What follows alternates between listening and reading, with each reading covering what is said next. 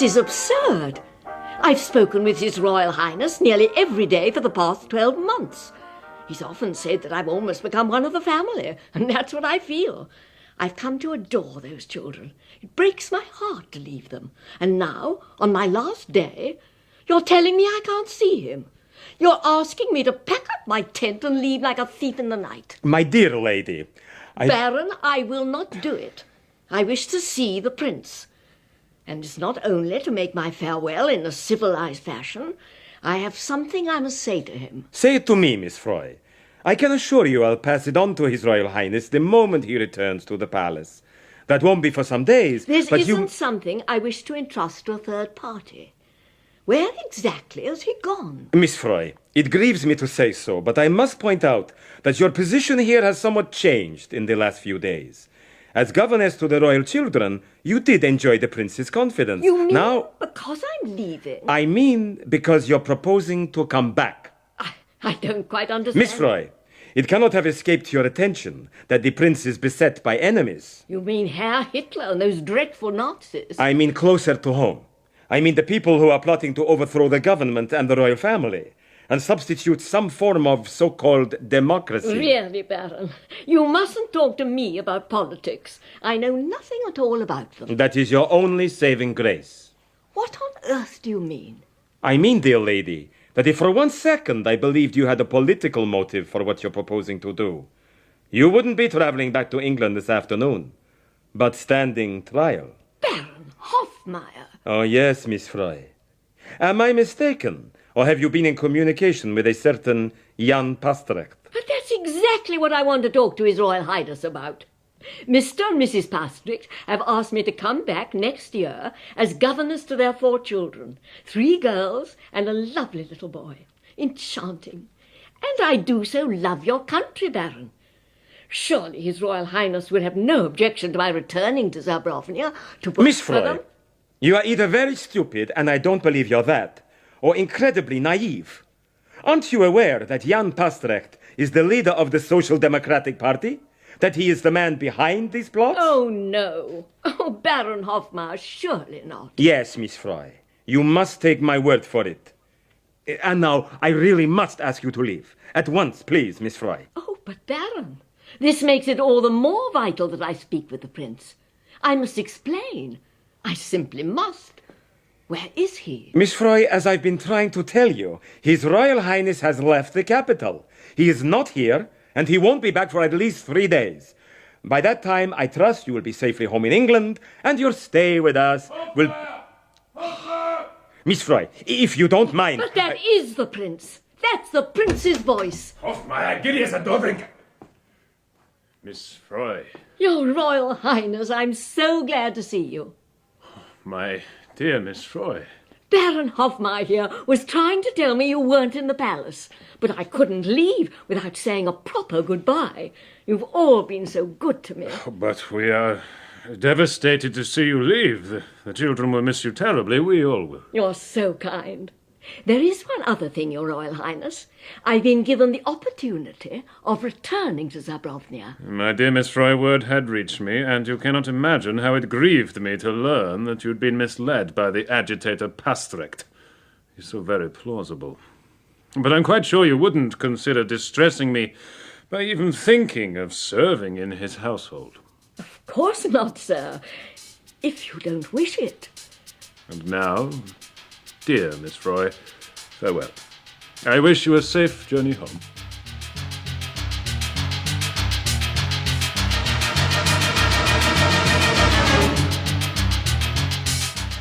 The Lady Vanishes, dramatised for radio by Neville Teller from the novel The Wheel Spins by Ethel Lena White.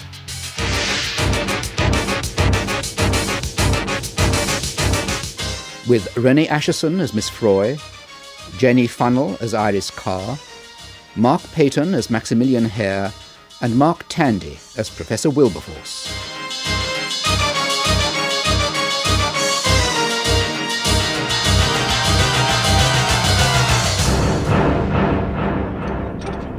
The Lady Vanishes.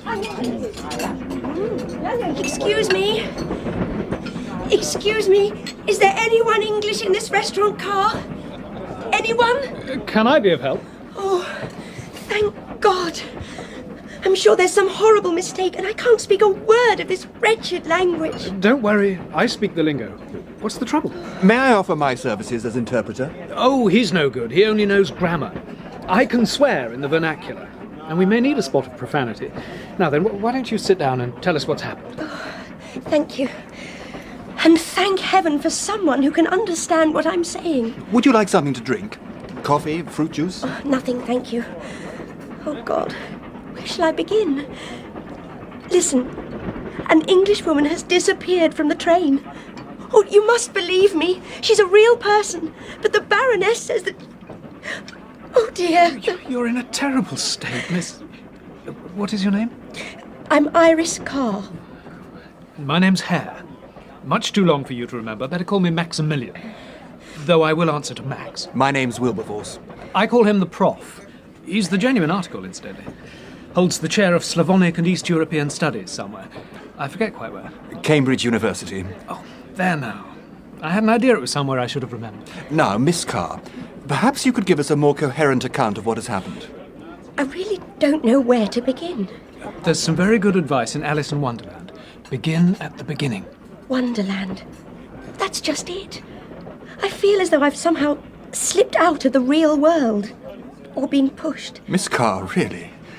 If you can't tell us what's happened, how on earth can we help you? Now, please, do pull yourself together. What are you doing in Zabrovnia in the first place? I've been on holiday with some friends. They went back to England at the weekend. I decided to stay on for the few days left of the season. On your own? In a way. I mean, there were some English people in the hotel, but they were only nodding acquaintances. I don't think they approved of my crowd. Or of me, come to that. Not surprising, really. They're not precisely my type.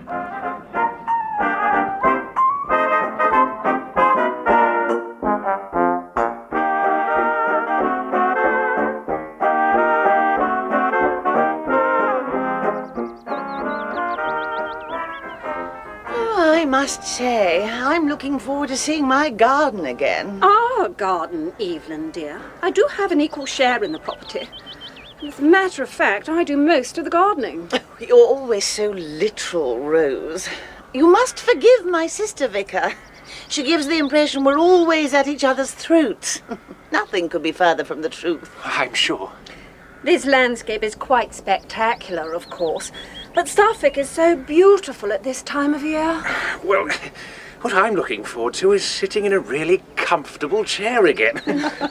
This thing's agony. Oh, here come the bridal pair. Handsome couple. I wonder who they really are, Vicar. That man's face, I know I've seen it somewhere, and not attached to the name Todhunter either.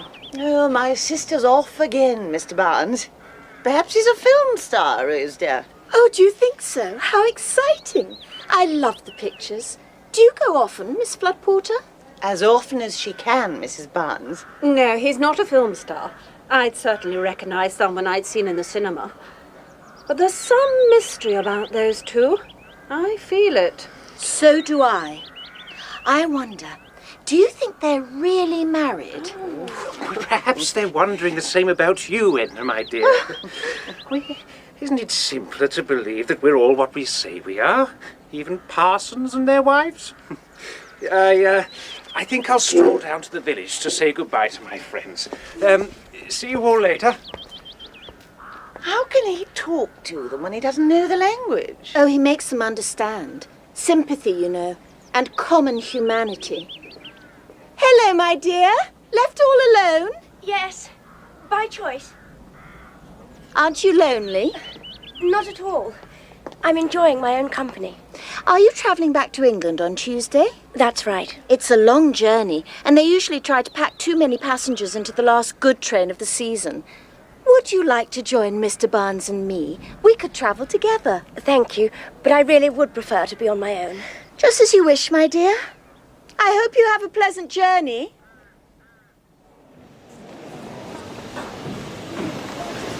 Wait! Oh, do wait! Here, miss. This carriage. Quick, quick. Is there a seat in this compartment? I'm sure we can squeeze you in, my dear. Come and sit next to me. The train's very full, isn't it? Oh, thank you. Thank you very much. Up there, porter. Scusi, madame. Daj pazi mulus niespretny! Chciałbym se wasze wysości. Hotovan! Odmak, wasze wysości, odmak. Thank you, porter. Here, will this do? Thank you, miss. Very good. Goodbye. Hotovan mulus! Come and sit down, my dear. It may be a bit of a squash, but it's better than standing. Thank you. I'm afraid the porter upset that lady in the corner seat. She's rather formidable, isn't she?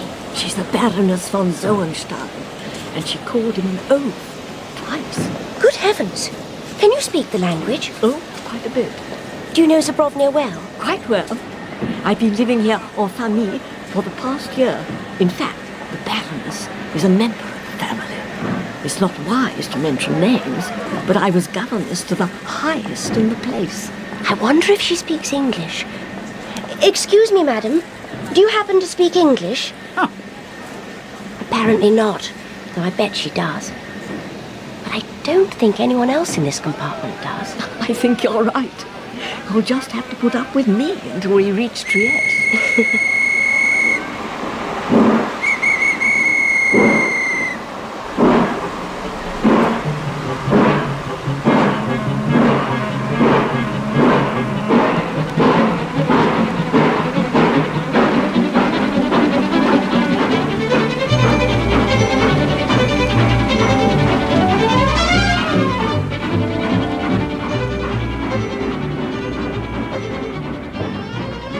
What do you say to a nice cup of tea?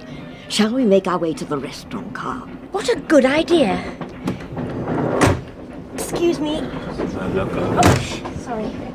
It's this way, I think, my dear. Just glance into the next compartment as we go by, and I'll tell you something. As soon as I did so, I regretted it. What I saw was horrifying. A figure, the head, eyes and forehead bandaged, and the features concealed by a crisscross of plaster strips, lay stretched on the length of one seat covered with rugs.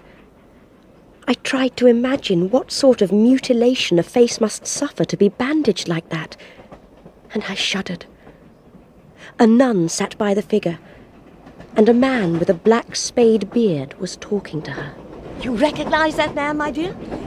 Didn't he come into our compartment and speak to the Baroness? Yes, he did. And that's how I know about this. He's a doctor. His patient's a woman who's been terribly injured in a car accident. The doctor's rushing her to a hospital in the north of the country for a tricky operation. This train's the fastest way of getting her there. That nun looks something less than spiritual. Oh, she doesn't spend her time on her knees. She's a fully trained nursing sister. Come on, my dear. Excuse me. Excuse me, please. Sorry. I beg your pardon. No, my fault entirely. It's all these people. I was just looking out to see if our tea was coming. I ordered it from an attendant. You're English. This is my lucky day. I've been starved of English company for 12 months. And now you're on your way home? It's almost too good to be true. Look, we're just off to the restaurant car. Shall I send a waiter with your tea? Oh, that would be really kind. My husband's such a wretched traveller. He's almost prostrated. Oh, hello, Miss Carr. I hope you found a seat. Only just. We all got on. The Todd Hunters are on their own, of course, but the Miss Flood Porters are next door to us. They're having tea at the moment. And that's what we should be doing. Goodbye, and I won't forget the waiter.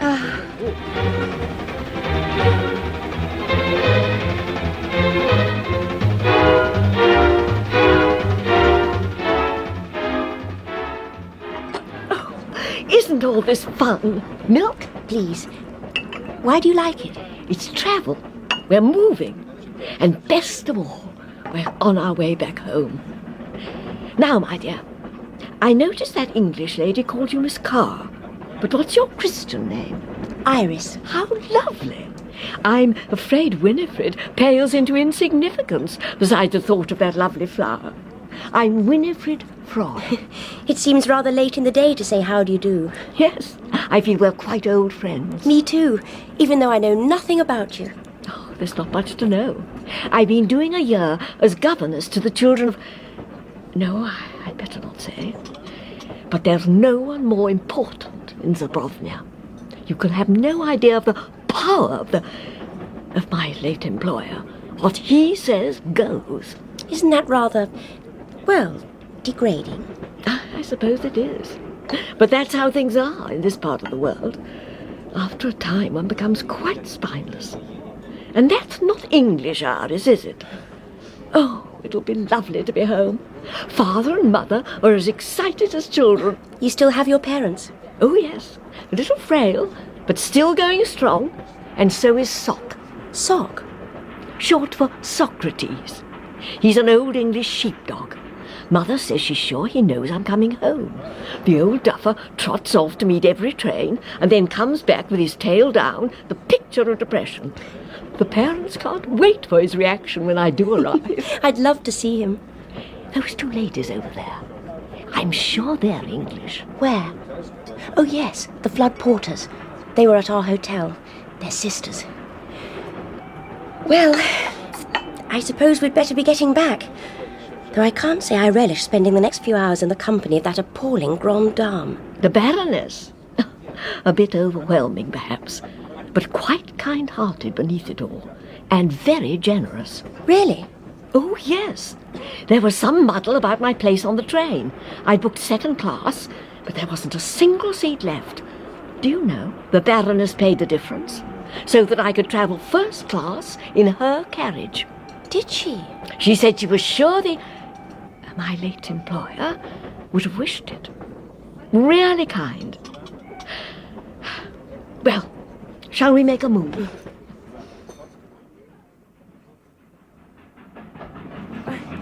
Excuse me. Please. Excuse me. Excuse me. Do have a peek in this compartment. There's a glorious couple, just like film stars come to life. Yes, they were staying at our hotel too. Their name's Todhunter, and they don't like company. Of course not, when they're so in love. Oh dear, he's looking daggers at me. Yes, he'll certainly know you again. Oh, sorry. Excuse me. Excuse me. Oh, look, I wonder how that poor patient is doing. I do hope they get her to hospital in time. Oh, and here we are. Oh dear, there's that Baroness to face again. I tell you what, don't let's sit mum. Even if I am under an obligation to her, I'm going to remember we're English. We won't be put down. That's the spirit. Though I'm not sure I'll be up to it, Miss Froy. My head's been aching like mad for hours. You poor thing.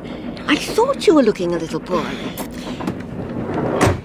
I think I must have had too much sun yesterday. Then come and sit down.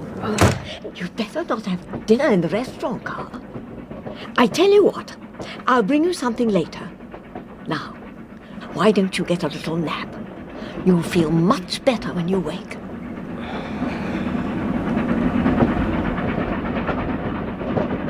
I closed my eyes. I could still hear Miss Froy fluttering about me, but the carriage was so warm that I soon became drowsy, and at last I dozed off. I awoke suddenly.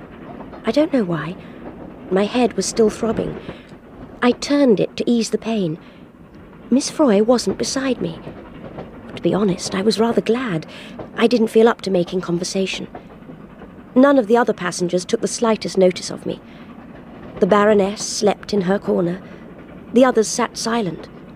A pretty girl of about 20, and a family party consisting of 2 large parents and a small daughter. I looked at them for a moment or two, until my lids drooped again, and once more I fell asleep.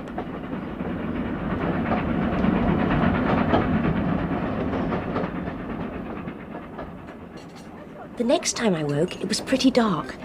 Miss Froy was still not beside me. Not long ago I'd been pleased by her absence. Now I felt lonely, eager to see her again. Where was she? It was at that moment I happened to look up at the rack. Miss Froy's suitcase was no longer there. Well, obviously she'd moved to another compartment. Didn't you say there'd been some mix-up with her seat? Perhaps it had become free after all. I thought that, but then I remembered that the Baroness had actually paid the difference for her to travel first. Oh, that's right. Besides, Miss Froy would never have left me without a word of explanation. And she'd promised to bring me dinner. No, No, she'd never just slip out of the compartment like that. Well, I take it you questioned your fellow passengers. I tried. I just couldn't make anyone understand. I couldn't reach them. The Baroness was still sleeping in her corner, and I suddenly felt desperate. I went over to her and shook her arm. The others gasped. You'd have thought I was committing sacrilege. Wake up! Madame. Wake up, please! Chi del latte? Oh, it is you. What is it you require? Where is Miss Froy? Miss Froy? I know nobody who has that name. She sat over there, beside me. You make a mistake. No English lady has sat there ever. You are the Baroness von Zoenstahlen. That is my name? Well, it was Miss Froy who told me so. I talked to her, and we went and had tea together. Oh, you must remember. There is nothing to remember. How you came by my name is a matter of indifference. But I tell you this, there has been no English lady here in this carriage, never at any time, except you. You are the only English lady here.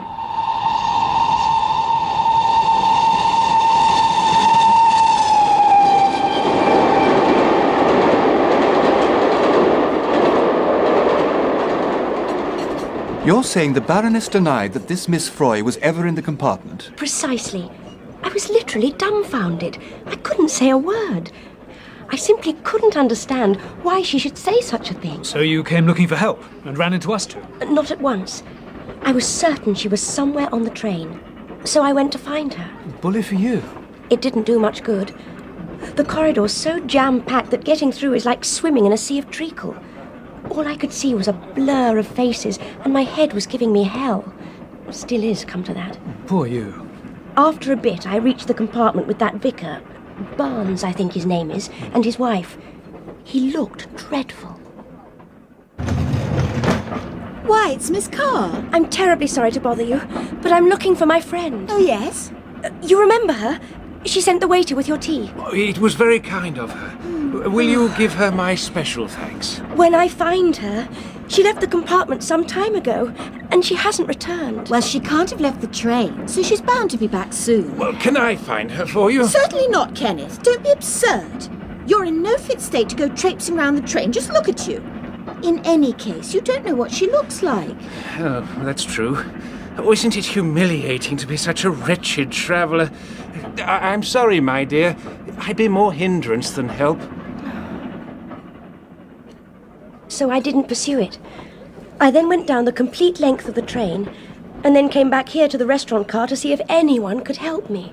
Of course, we'll help you, won't we, Prof? Well, the first step is clearly to interview the other passengers in your compartment.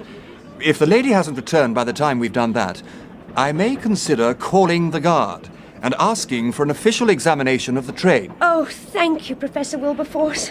You can't imagine what a relief Truth it is, this is his best chance in years to practice the lingo. Well, what are we waiting for? Lead the way, Miss Carr.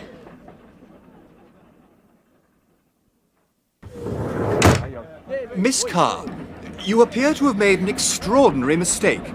I've cross-questioned everyone except the little girl. Who wouldn't talk to him? And I can tell you that no one in that carriage knows anything about the English lady you say is missing. But that's absolutely impossible. You see, Nor does Dr. Trownitz here. You know he's travelling with his patient in the next compartment. That's so, isn't it, Doctor? I'm afraid it is. The questions and the answers were most explicit. So what are you saying? That I invented Miss Froy? I hardly know what to think. Then I'll tell you. They're all lying. Every one of them. I say, steady on. The man, the woman, that pretty young thing, and the rock of the aristocracy in black bombazine, all of them? The man is a banker, really quite eminent. The Baroness's own, as a matter of fact. She vouches for him and for his wife. The young lady is the daughter of the agent for the whole Zoenstahlen estate. And as for the Baroness herself... I don't care what they told you, Professor, or what the Baroness said. All I know is that I still owe Miss Froy for my tea. She paid for me. Well, we can soon check up on that. If you had tea together, the waiter might remember her. Which one was it? I don't know. My head was throbbing. I didn't take any notice. I'd like to know what Miss Froy looks like. Describe her. Oh, dear. I can't really tell you very much. She's Middle-aged. Ordinary. Just ordinary. Tall or short? Fat or thin? Fair or dark? Medium. She had blue eyes. A totally unmemorable woman. With blue eyes. What was she wearing? Tweed. Oatmeal flecked with brown. Patch pockets. A shirt blouse stitched with blue. And a small blue handkerchief in the breast pocket. Oh, and she was wearing a hat with a funny bright blue feather in it. Stop. Now that you've remembered the hat, make a special effort and put a face under it. Oh, it's no good. You see, I had such a frantic headache. I believe I had too much sun yesterday. Ah, my dear young lady, that glow of the sun, it explains all. A delirium is not uncommon. The mind plays tricks. So, you see someone who is not there. You even think you talk to her. After you go to sleep. When you wake, you are better, so you see Miss Froy no more. Believe me, she is nothing but a delirium. A dream. I think we may accept that as final. If I'd known the circumstances, I shouldn't have intervened. I hope you'll soon feel better, Miss Carr. I may have a headache, but I've not gone gaga. Just a moment. I've thought of something. Baroness von Zernstahlen. I have already admitted to that name. You have denied that Miss Froy was ever in this carriage, and everyone else here backs you up. They say it because it is so. Why you think that I should invent this or that they should, I cannot imagine. Nor can I. Miss Froy told me that you had been very kind to her. Really? In what way? She said there had been some problem about her seat, and that you pay the excess fare for her to travel in here. How charming of me. I'm gratified to hear of my generosity. Unfortunately, I know nothing of it. But the ticket collector should be able to refresh my memory. Well, that's easy enough to arrange. There he is at the end of the corridor. I'll fetch him. Pardon me. This should really settle the matter, Miss Carr. Here he is. You have a problem? Gentlemen? Ladies? This lady is the Baroness von Zernstahlen. Did she pay you the extra fare to allow a second-class passenger to sit in this carriage? Which second-class passenger?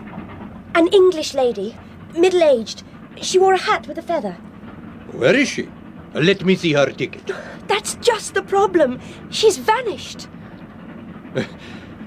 I recall no such lady, madame. And I have upgraded nobody to first class. I believe that concludes the matter. Miss Carr, at your behest, I have conducted a series of pointless and rather embarrassing interviews. I now propose to retire to my compartment. I sincerely hope that you won't expose us and yourself to any further ridicule. Very well, Professor. Then I've only one course open to me. I shall have to prove to you that Miss Froy really does exist. But how? I'll start by speaking to the people I was with at the hotel. They all saw her. All right. I'll come with you. Let's see if any of them can remember your Miss Froy, shall we?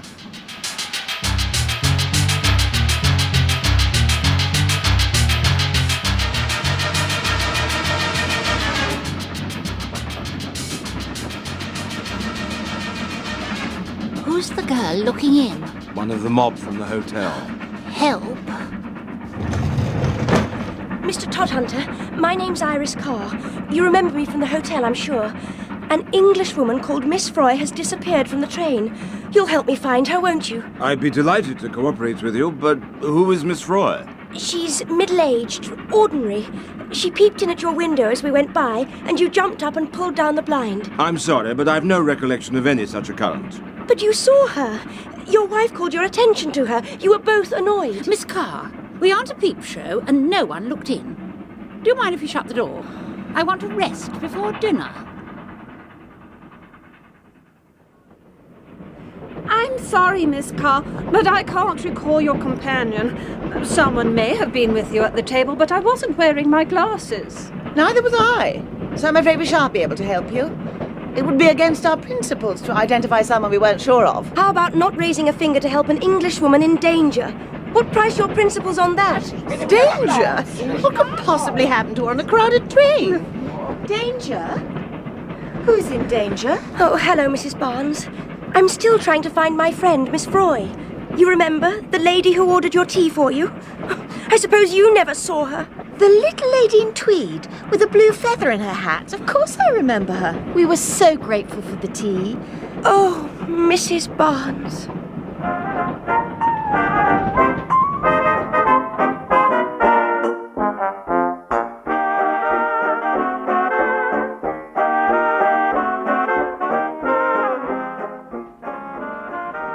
Are you convinced now, Professor? I'm sorry to have doubted your word, Miss Carr, but we had to have some corroborative evidence that Miss Froy actually exists. And now we have it. Next question. What on earth's happened to the old dear? And why did those foreigners all lie about her? We'll have to play Spot the Lady. For my money, she's disguised as the Doctor. That beard looks totally phony to me. Why not give it a tug next time he passes? Max, do take this seriously, please. She is still missing. Sorry, you're right. When are we due at Trieste? Just before 11, I think. But the guard was telling me we have an unscheduled stop this side of the border at about 10:30, to let the doctor and his patient off. And it's now nearly 6:30. Look, we mustn't waste any more time. We must find her. I know it sounds sloppy, but her people, they're old and a bit frail. They're expecting her home, counting the hours. And the fool of a dog meets every train. And... Oh, Lord. Sorry. Take it easy, Iris. You're not on your own. Oh, watch out. Here comes Blackbeard. Pardon me, but I thought you would wish to hear. Your friend has returned to the carriage. Miss Froy? Really? Oh, how marvellous. Where was she? All the time so near. In the next carriage, talking with my nurses. The one place I didn't look. Of course she'd want to know how your patient was getting on. That's Miss Froy to a T. Well, come on. What are we waiting for? You too, Prof. At last, we can meet the elusive Miss Froy. Мечтайте, дайте это проджем. Beg your pardon. Дайте это проджем. Sorry. Do you mind? Excuse me. Oh, I beg your pardon. If I could... Thank you. Your carriage at last, Miss Carr. Allow me. And here she is. But that's not Miss Froy. What do you mean? She's wearing her clothes, her hat, but that woman's an imposter. You aren't Miss Froy. No, I have not heard that name before. I am Frau Kummer. As I told you, there has been no English lady in this compartment except yourself. Of course, had you inquired about Frau Kummer? Frau Kummer? I've never heard the name before. But I introduced myself before we went to have tea together. That's a lie. I've never seen you before in my life. You're a total stranger. Professor Wilberforce, this is not Miss Froy. The lady herself has told us that. But she's wearing her clothes. Why? What's become of Miss Froy? A lady only you seem to have met. It's a conspiracy of some sort. They're all in it. Miss Carr. Oh, let me think. Mrs. Barnes, she spoke to Miss Froy. Oh, fetch her, Max, please. Kenneth, my dear, you're looking so ill. Excuse me, please, I'm sorry. I'm really worried about you. Should you be doing this? Oh, if only I could get you home. Well, I'll be all right, Edna. Excuse me. I am sorry. Pardon me. I'm sorry. I do apologize. Miss Carr. I understand you want my wife to identify a friend of yours? Thank you both so much for coming. Kenneth, let me get you back to the compartment. You ought to be lying down. Here we are. Oh, do give us some room, please. Now, Mrs. Barnes, please look very carefully. Is this the lady who arranged for your tea to be sent? Let me see. Yes, of course it is.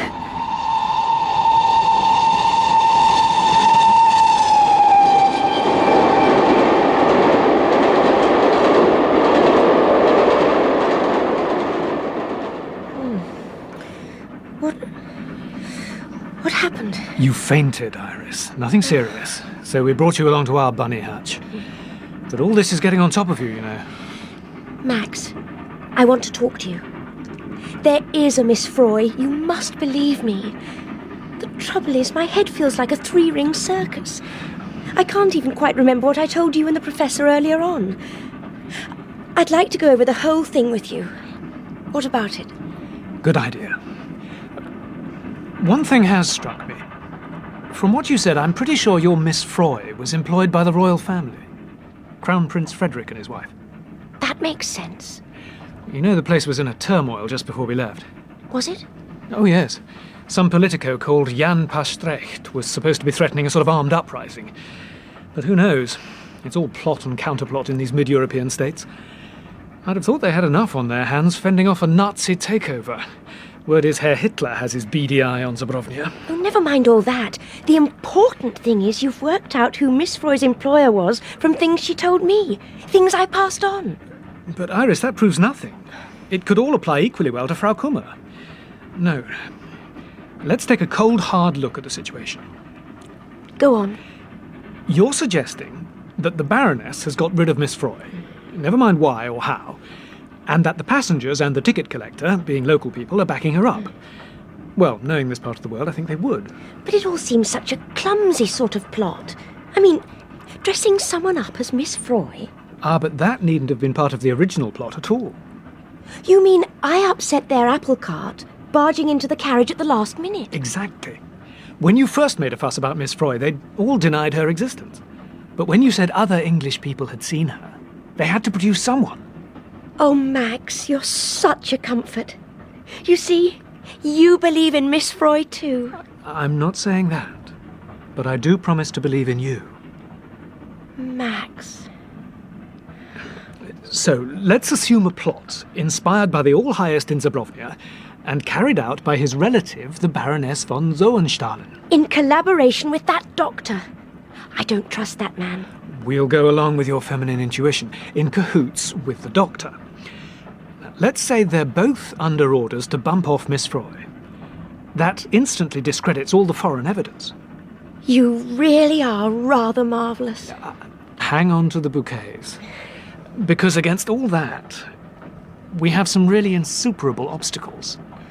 To start with, 6 eminently respectable English people have failed to corroborate Miss Froy's existence. Why? That I don't know. I honestly don't know. And then, why should a harmless English governess be the object of an elaborate plot by the head of state of Zabrovnia? It seems unbelievable. Impossible. So where does that leave us? No one, foreign or English, backs up your story. On the other hand, Mrs. Barnes positively identifies this Frau Kummer as the woman you were with on the way to tea.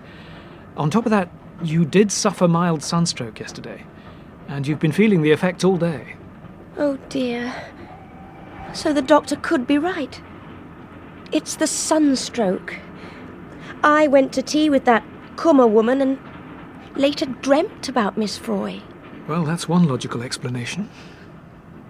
All right, Max. I give in. Let's forget about Miss Froy.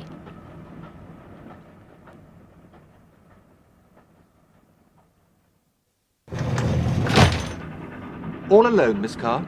Yes, they've all gone to dinner. First sitting. I'm pleased to find you alone, actually. You know, Miss Carr, Hare and I are both a bit worried about you. There's no need. No, but there is. You've suffered sunstroke. I've more or less I was given up. discussing it with Dr. Traunitz just now, and he came up with an admirable suggestion. What suggestion? As you know, the doctor's taking his patient to a hospital in the north of the country. He knows of an excellent nursing home very close by. He'll gladly arrange for you to spend the night there at no charge.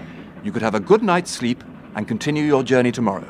Most definitely not. But my dear Miss Carr... Professor Wilberforce, nothing on earth would induce me to go anywhere with that man. There really is nothing more to be said. As you wish, Miss Carr. I was merely trying to be helpful.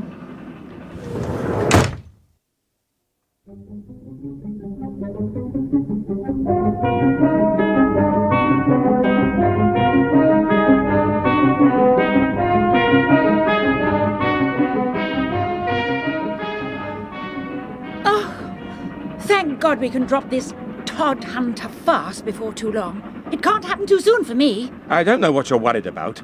There's not much chance of his finding out. But there is some. Is that what you're saying?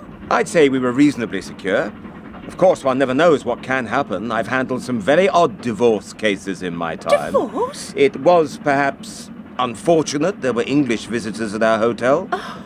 And you are entirely too beautiful to remain anonymous for long. You told me there was no risk. Oh, what a fool I've been. I don't know why you're suddenly so anxious to get back to your husband. Let's be honest about this, shall we? We're both in it for what we can get, and he can give me more than you can. If this ever gets out. So it's lucky I was thinking ahead when that girl asked about her friend who's disappeared. What do you mean? If I hadn't denied all knowledge of her, I'd have had to make a statement at Trieste. Can't you see the headlines? English woman lost on Continental Express. Mr. Todhunter pictured here. An Englishman travelling on the same train. I'd have been identified in 24 hours flat. And so would you, my sweet. Oh.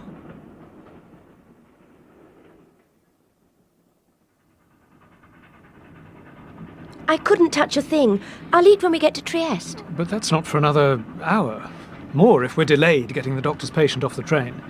We'll be stopping before too long. Max, tell me, could you write a detective story? Can't spell, but I solved them like a shot. Then let's have a demonstration. You've proved Miss Froy doesn't exist. Now, humour me. Pretend she does.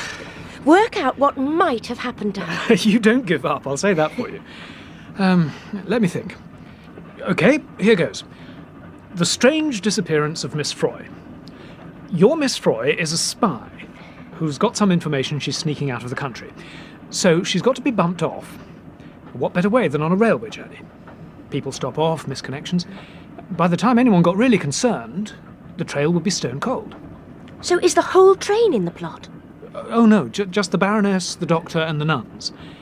But there's also the conspiracy of silence, which covers the passengers and the ticket collector. They're all Zabrovnians, and they'd all go along with the Baroness. What about getting Miss Froy into the Baroness's compartment in the first place? Oh, yes. Dirty work at the crossroads over Miss Froy's seat. They had to be sure she'd be with the Baroness and next door to the Doctor. But what's happened to her? I'll tell you. At this very moment, Miss Froy is lying flat out in the next compartment, tightly bound in bandages and covered with rugs. Oh, my God! How? When? It happened when you obligingly dropped off to sleep. Enter the Doctor. He asks Miss Froy if she would render some slight service to his patient. She went. She would? I know she would. Directly she enters, down comes the blind, and the three of them set on her. Three? Of course. The patient's one of them. One holds her, the other stops her shouting, and the Doctor gives her a knockout injection. Yes! Yes! I can see it!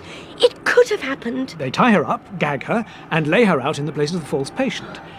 But by now, you've unearthed some English people who'll remember Miss Froy. So down comes the blind again, as the second nun, the one who posed as the patient, dresses herself in Miss Froy's clothes. Oh, Lord! What'll they do to her? When we make our unscheduled stop in about 20 minutes from now, she'll be put into an ambulance, taken away and disposed of. You're right. I know you're right. It's the only logical explanation. Oh, Iris, for heaven's sake. I made it all up. It's a fantasy. I invented it. Oh, I don't mean about Miss Froy being a spy. That's all poppycock. But it's what they've done with her, I'm sure of it. She's lying next door, doped up to the eyebrows, and wrapped round in bandages like an Egyptian mummy. Come on. We've got to find the Professor. We must rescue her before she's taken off the train.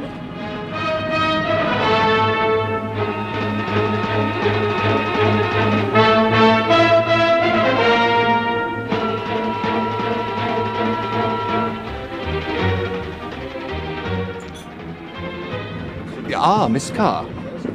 Here? Come to join the Doctor and me for dinner. The soup's very good. Professor, I know where Miss Froy is. Oh, dear. Miss Froy again. I had hoped we'd disposed of the mythical Miss Froy. Do you still have your headache, Miss Carr? Professor, Miss Froy is far from mythical, but she'll certainly be disposed of in little more than 15 minutes unless we do something. What exactly do you mean, Miss Carr? I'm afraid this is all my fault, Prof. I dreamt up a little fairy tale and Iris has fastened onto it. This is no fairy tale, believe me. Professor, you must take it seriously. As for you, Dr. Trownitz, I don't have to tell you to take it seriously, because you're in this game in deadly earnest. My dear Miss Carr. What precisely are you alleging? Just this. that the doctor's patient, all conveniently wrapped in bandages from head to toe, is no accident victim but Miss Froy. That's why she's disappeared. And that's why they're going to remove her from the train before we reach the border. But this is totally absurd, Miss Carr. My patient joined the train before you did. Someone wrapped in bandages on a stretcher did. You enticed Miss Froy into that carriage while I was asleep, and you substituted her for your accomplice. And where, if I may inquire, is the original patient? That's obvious, Professor. Frau Kummer, now dressed in Miss Froy's clothes. I've never heard of such a farrago of nonsense. Who on earth do you suppose dreamed up such a conspiracy? And why? I think I know who. Why, I don't know. But believe me, Professor, Miss Froy, a dear, gentle creature who's never harmed a soul in her life, will be abducted from this train and probably killed, unless we do something about it. Oh, you must take this seriously. There's so little time. Perhaps we'd better come at once to see my patient. I'm sorry to disturb your dinner, Professor, but the young lady is in a highly emotional state. It may be best to try to reassure her. Oh, very well.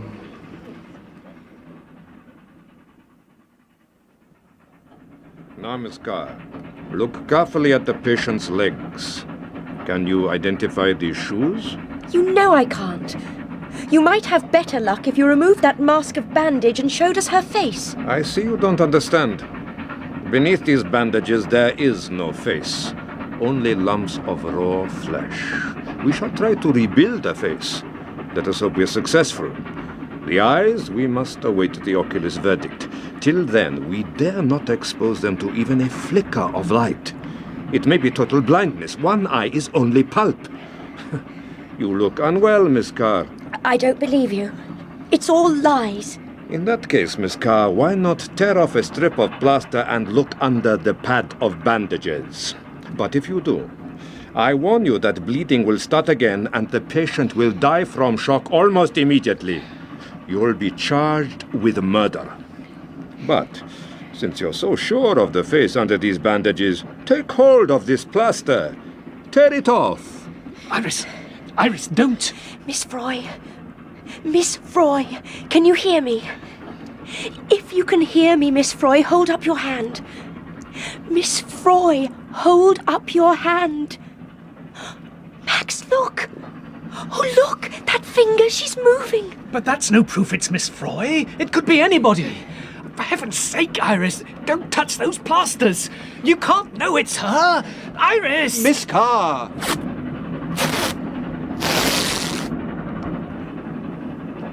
Miss Froy! Oh, Miss Froy! Dear, dear Miss Froy!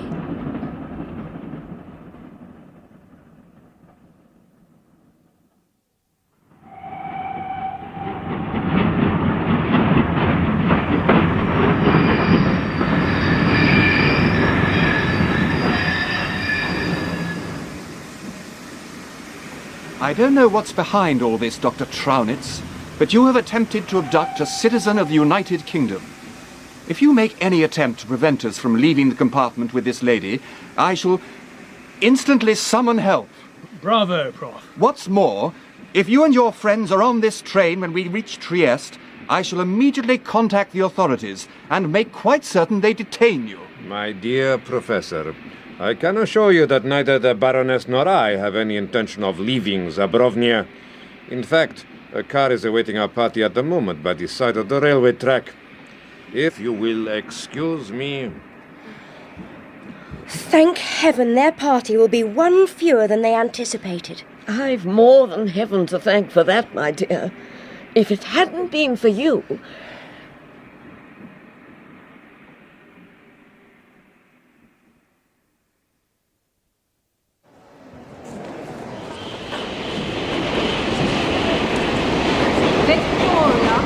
This is Victoria.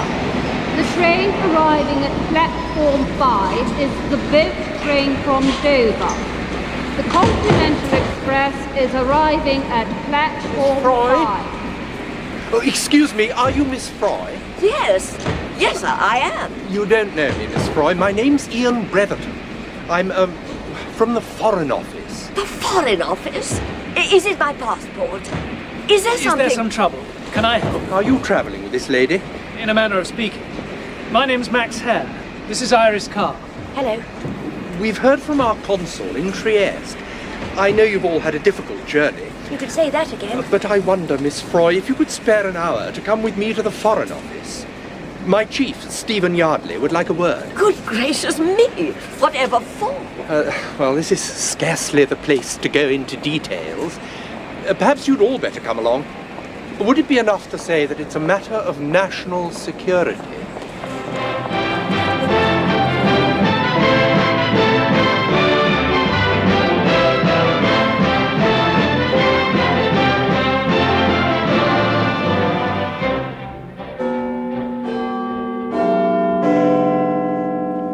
Have any of you seen this morning's papers? Mr. Yardley, I'm afraid we've not had much opportunity recently for anything so mundane as reading a newspaper. I thought not. I have a copy of today's Times. See that? Ye gods. Oh, my word! The poor prince! Is this true, Mr. Yardley? The Nazis have invaded Zabrovnia? The poor man, he must be in despair. That's the very point we think you may be able to help us establish. Me? Oh, you're quite mistaken. I know nothing at all about politics. You lived for a year in the royal household. Oh, yes, but I was concerned with the children's education, that's all. I took no part in anything political. Really, Mr. Yardley. I believe you, Miss Froy. And it's not anything you did that interests us. It may be something you saw. Something I saw? Oh. And this something, would it have anything to do with what happened to poor Miss Froy on the train? But I never saw anything of importance. I do assure you. Let me explain what's supposed to have happened in Zabrovnia since you left the country at, when was it? 2 p.m. on Tuesday. It seems a lifetime away. Well, on Tuesday afternoon at about 4 o'clock, Radio Zabrovnia announced that an armed insurrection led by Jan Pastrecht had seized key points in the capital, and there was fierce fighting in the streets.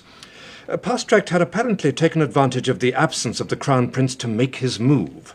The Prince and the rest of the royal household were several hundred miles away, and the route back to the palace was barred by Pastrecht's guerrillas. But Mr. Yardley... Just a moment, Miss Froy. Let me finish.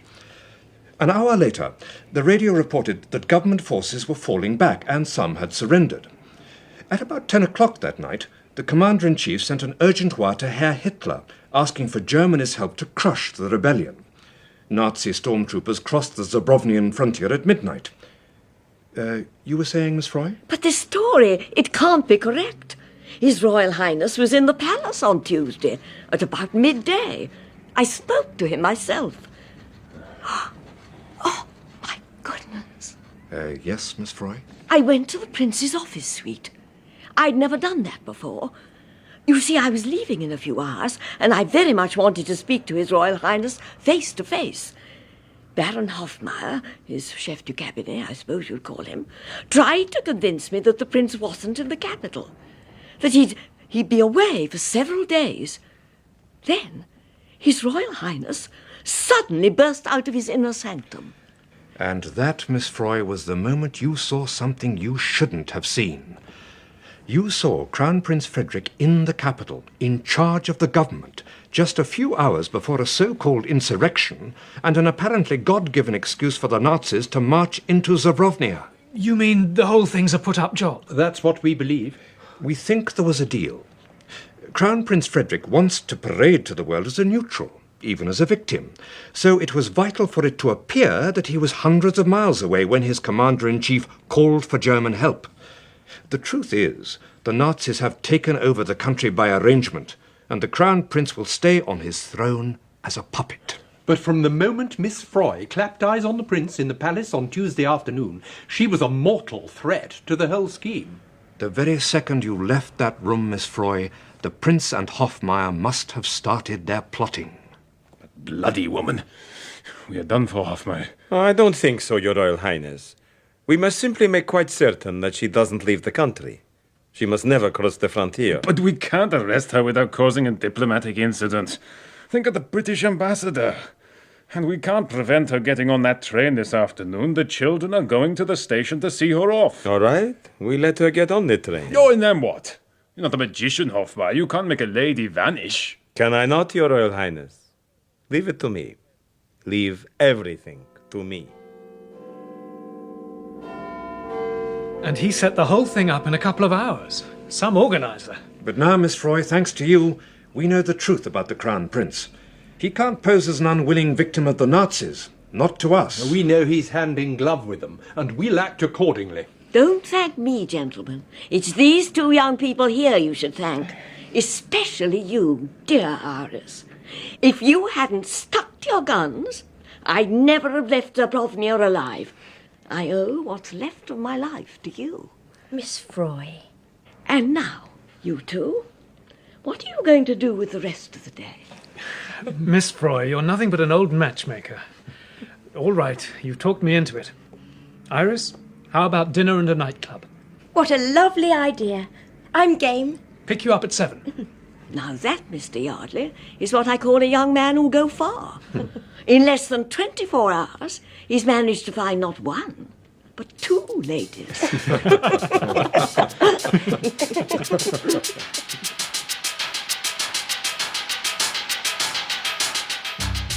In The Lady Vanishes, dramatised for radio by Neville Teller from the novel The Wheel Spins by Ethelina White, Renée Asherson played Miss Froy, Jenny Funnell was Iris, Mark Peyton Max, and Mark Tandy Professor Wilberforce. Richard Durden played Dr. Traunitz, Michael Roberts was the Baron Hofmeier, Jonathan Keeble was Prince Frederick, and Karen Lewis was Mrs. Barnes. Shirley Dixon was the Baroness, Geraldine Fitzgerald was Evelyn Flood-Porter, Jan Shand was Rose Flood-Porter, and Geoffrey Beavers was Ian Breverton. Other parts were played by members of the cast. Technical presentation was by Dave Johnston, and the production assistant was Fenella Capadia. The Lady Vanishes was a BBC World Service drama production directed by Andy Jordan.